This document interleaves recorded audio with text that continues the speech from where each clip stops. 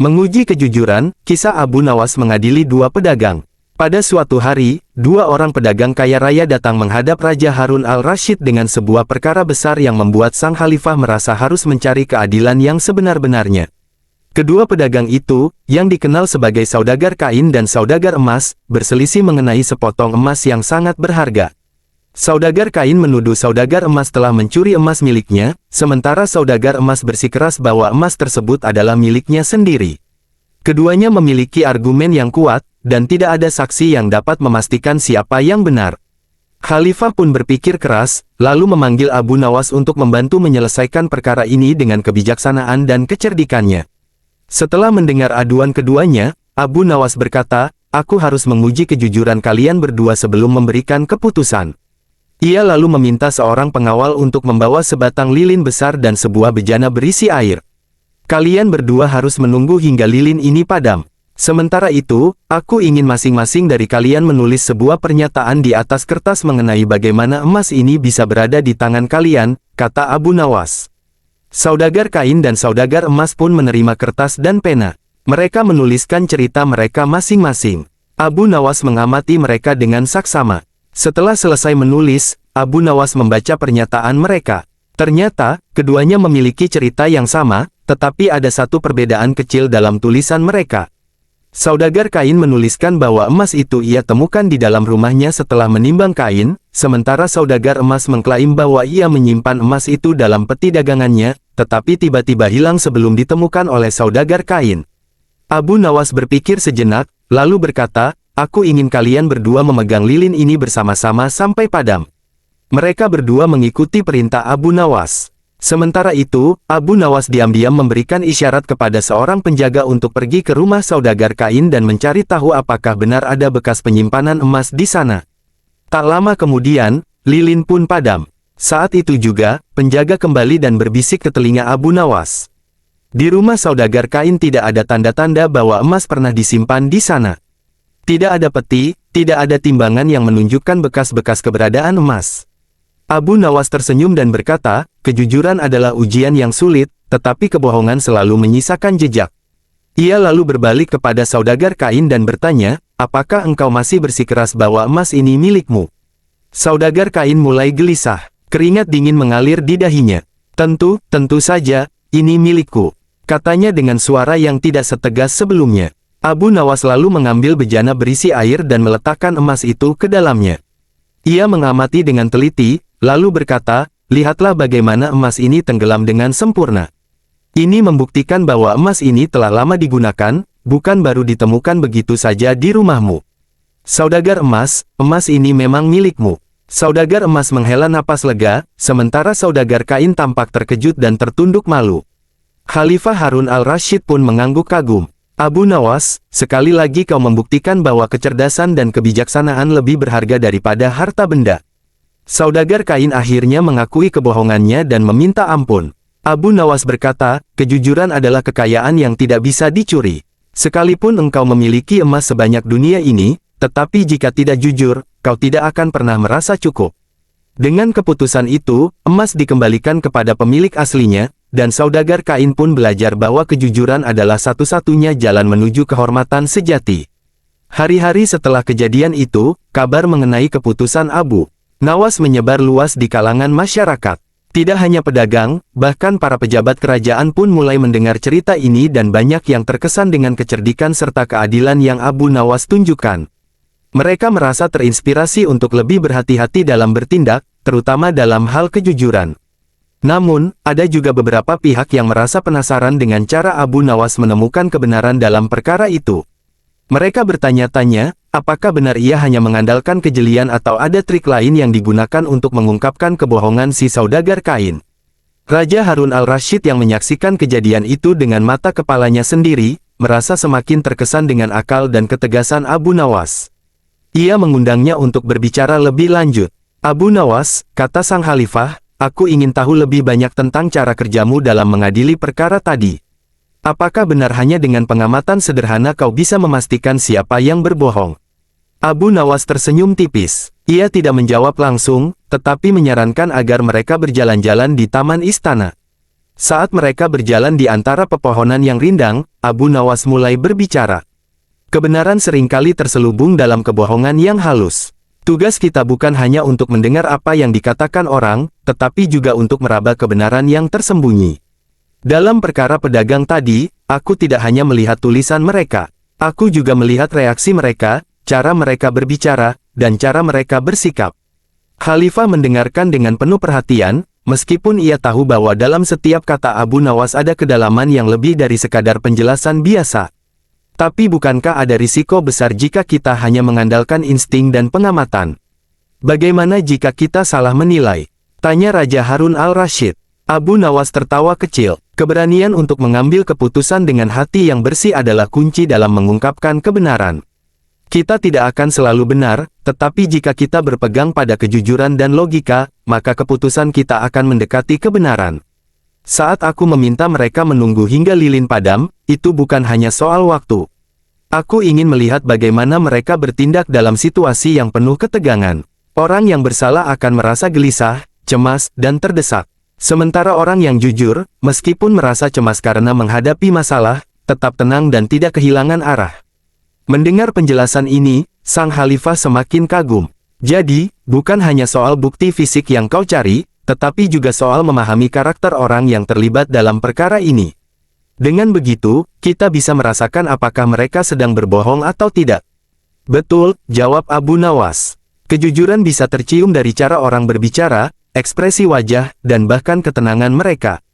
Jika kita hanya berfokus pada bukti materi, kita bisa kehilangan sesuatu yang lebih penting, kejujuran batin yang tidak terlihat. Dalam kasus pedagang tadi, aku sudah merasakan ada yang tidak beres sejak awal. Saudagar kain yang merasa panik dan terus-menerus mengulang perkataan yang sama, itu adalah petunjuk yang jelas. Ketika seseorang terlalu sering mengulang sesuatu, seringkali itu adalah tanda ketidakpastian dalam dirinya. Raja Harun al-Rashid mengangguk, merenung. Ini adalah pelajaran berharga yang tak hanya berlaku dalam perkara hukum, tetapi juga dalam kehidupan sehari-hari. Banyak orang yang berusaha menyembunyikan kebenaran, tetapi pada akhirnya, mereka akan gagal menyembunyikannya. Abu Nawas tersenyum bijaksana. Tentu saja, Khalifah. Tidak ada yang bisa menyembunyikan kebenaran selamanya. Seperti api yang tak bisa disembunyikan di bawah tanah, kebenaran akan selalu menemukan jalannya keluar, meskipun harus melalui perjalanan panjang yang penuh rintangan.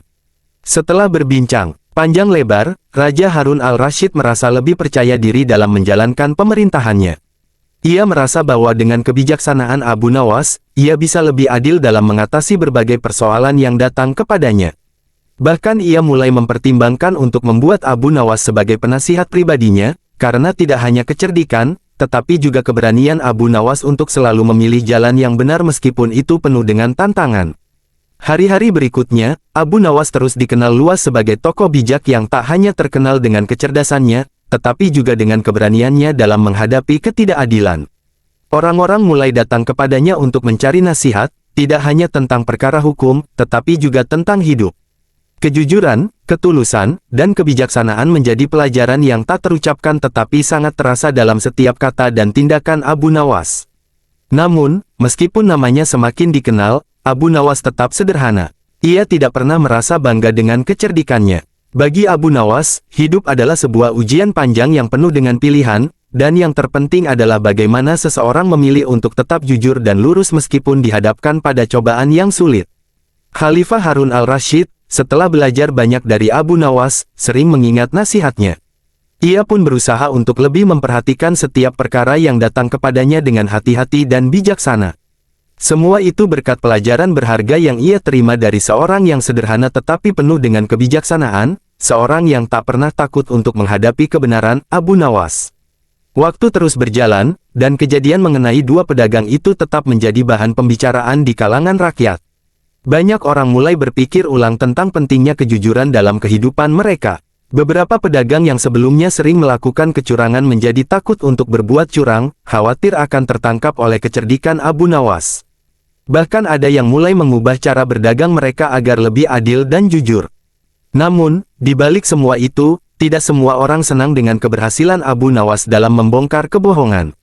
Ada sebagian pedagang kaya yang merasa terganggu karena mereka biasa menggunakan tipu daya dalam berdagang. Mereka menganggap Abu Nawas sebagai ancaman yang bisa merusak keuntungan mereka. Di antara mereka, ada seorang saudagar bernama Bakir yang dikenal sebagai pedagang yang licik dan penuh tipu muslihat. Ia memiliki banyak harta, tetapi kekayaannya diperoleh dengan cara yang tidak jujur. Ia sering mencurangi timbangannya, mengganti barang yang bagus dengan yang lebih buruk, dan bahkan menipu para pembeli yang kurang memahami harga pasar. Bakir merasa khawatir bahwa suatu hari nanti, kebohongannya juga akan terbongkar oleh Abu Nawas. Ia berpikir keras untuk mencari cara agar bisa menyingkirkan Abu Nawas dari lingkungan istana. Ia tidak ingin kecerdikan Abu Nawas merusak bisnisnya yang selama ini berjalan dengan licik. Setelah berpikir panjang, Bakir pun menemui beberapa pedagang lainnya yang juga merasa terganggu dengan keberadaan Abu Nawas.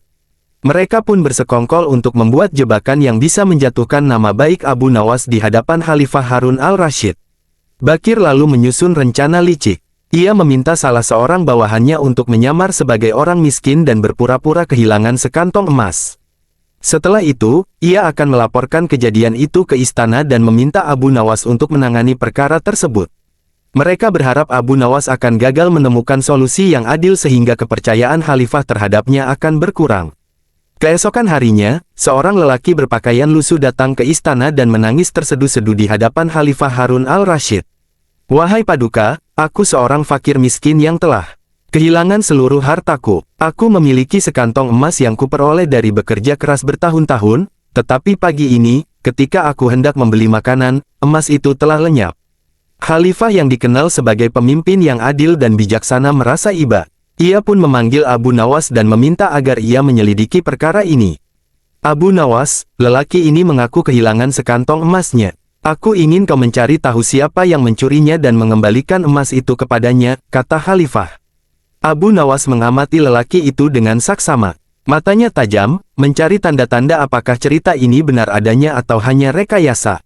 Ia lalu bertanya dengan lembut, "Di mana terakhir kali kau melihat emasmu?" Lelaki itu menjawab, "Aku menyimpannya di dalam kantong bajuku. Namun, ketika aku hendak membayar makanan di pasar, kantong itu telah kosong." Abu Nawas mengangguk, berpura-pura berpikir keras. Ia lalu meminta para pengawal untuk mengumpulkan semua pedagang yang berada di pasar saat kejadian itu terjadi. Tak lama kemudian, pasar menjadi heboh karena banyak pedagang yang dipanggil ke istana untuk diperiksa oleh Abu Nawas. Setelah semua pedagang berkumpul, Abu Nawas berkata, "Aku memiliki cara untuk menemukan pencuri emas ini." Ia lalu meminta seorang pelayan istana untuk membawakan sekantong kecil tepung. Semua orang yang hadir keheranan, tidak mengerti apa yang sedang direncanakan oleh Abu Nawas. Ia lalu menuangkan tepung itu ke dalam sebuah mangkuk dan berkata, "Setiap orang yang berada di pasar saat kejadian ini terjadi harus memasukkan tangannya ke dalam tepung ini. Orang yang mencuri emas pasti akan terlihat dari caranya memasukkan tangan ke dalam tepung ini." Orang-orang mulai memasukkan tangan mereka satu persatu ke dalam mangkuk berisi tepung itu. Namun, ada satu orang yang tampak ragu-ragu dan gemetar sebelum memasukkan tangannya. Ia mencoba menghindari tatapan Abu Nawas, tetapi justru semakin mencurigakan. Abu Nawas dengan cepat menangkap ekspresi ketakutan orang itu. "Kenapa kau tampak gelisah? Apakah kau takut tanganmu akan menunjukkan sesuatu?" tanyanya dengan suara tenang tetapi menusuk. Orang itu semakin panik. Tiba-tiba, sebelum sempat memasukkan tangannya ke dalam tepung, ia berlari hendak melarikan diri. Namun, para pengawal sudah siap dan segera menangkapnya. Khalifah yang menyaksikan kejadian itu langsung memerintahkan agar orang tersebut diperiksa. Ternyata, setelah digeledah, ditemukan sekantong emas yang masih utuh di dalam bajunya. Abu Nawas tersenyum dan berkata, "Seorang pencuri selalu takut jika ada cara yang bisa mengungkap kejahatannya. Dalam hal ini, tepung hanya sebuah trik, tetapi ketakutan di dalam hati sang pencuri yang justru membongkar kejahatannya." Khalifah sangat kagum dengan kecerdikan Abu Nawas. "Sekali lagi kau membuktikan bahwa kecerdasan bisa mengalahkan kelicikan. Kau telah menemukan pencuri itu tanpa perlu bukti yang rumit." Namun, Abu Nawas belum selesai. Ia lalu menoleh kepada lelaki yang awalnya mengaku sebagai orang miskin yang kehilangan emasnya. "Sekarang, katakan padaku, bagaimana bisa seorang fakir miskin memiliki sekantong emas sebanyak ini?" tanyanya dengan tajam. Lelaki itu tampak kebingungan dan tidak bisa menjawab. Wajahnya berubah pucat. Ia tidak menyangka bahwa Abu Nawas juga akan mempertanyakan asal-usul emas tersebut. Abu Nawas lalu berkata, "Aku tahu bahwa ini bukan emasmu. Aku mencurigai bahwa kau hanyalah bagian dari rencana yang lebih besar. Jika kita menggali lebih dalam, aku yakin kita akan menemukan bahwa ada seseorang yang menyuruhmu melakukan semua ini. Orang itu semakin ketakutan. Ia akhirnya mengaku bahwa ia hanya berpura-pura kehilangan emas atas perintah seseorang. Setelah didesak, ia pun menyebut nama Bakir sebagai dalang di balik semua. Ini, Khalifah terkejut dan marah. Jadi Bakir mencoba menjebak Abu Nawas agar kehilangan kepercayaanku. Katanya geram. Para pengawal segera dipanggil untuk menangkap Bakir. Setelah diinterogasi lebih lanjut, akhirnya terbukti bahwa Bakir memang sengaja membuat rencana ini untuk menjatuhkan Abu Nawas. Khalifah lalu berkata kepada Abu Nawas, kau tidak hanya menemukan pencuri emas, tetapi juga membongkar rencana jahat yang ingin menyingkirkanmu. Aku semakin yakin bahwa kehadiranmu di istana ini adalah anugerah yang tak ternilai. Abu Nawas hanya tersenyum. Baginya, kebenaran memang tidak selalu mudah ditemukan, tetapi selama seseorang tetap berpikir jernih dan tidak tergoda oleh kebohongan, maka keadilan akan selalu menang. Khalifah Harun al-Rashid memerintahkan agar Bakir dihukum sesuai dengan kejahatannya. Harta yang diperolehnya dengan cara curang disita dan dikembalikan kepada para korban yang pernah ia tipu. Sementara itu, lelaki yang berpura-pura kehilangan emas diberi hukuman yang lebih ringan karena telah mengakui kesalahannya dan membantu mengungkap rencana jahat Bakir.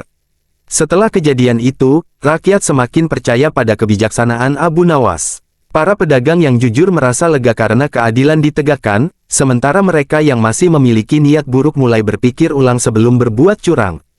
Khalifah semakin menghormati Abu Nawas dan menjadikannya penasihat yang lebih dekat dalam menangani berbagai permasalahan di istana. Ia sadar bahwa kecerdikan Abu Nawas bukan hanya sekadar lelucon atau kepintaran bermain kata, tetapi merupakan kebijaksanaan yang lahir dari hati yang bersih dan niat yang lurus. Abu Nawas sendiri tetap rendah hati. Ia tidak pernah merasa dirinya lebih unggul dari orang lain, meskipun namanya semakin dikenal sebagai orang yang cerdik dan adil. Baginya, hidup adalah ujian yang harus dilalui dengan kejujuran, kecerdikan, dan kesabaran.